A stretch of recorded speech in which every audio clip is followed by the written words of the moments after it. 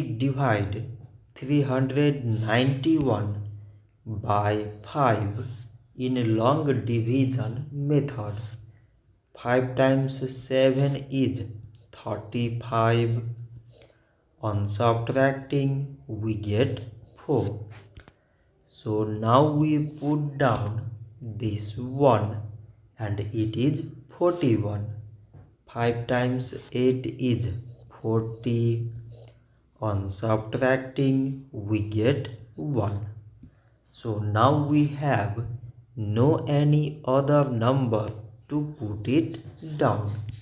So we take here decimal, so that we put 0. So it is 10 and 5 times 2 is 10.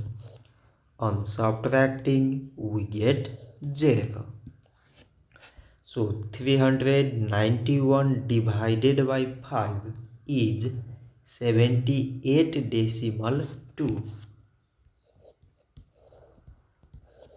So this much for today and thanks for watching.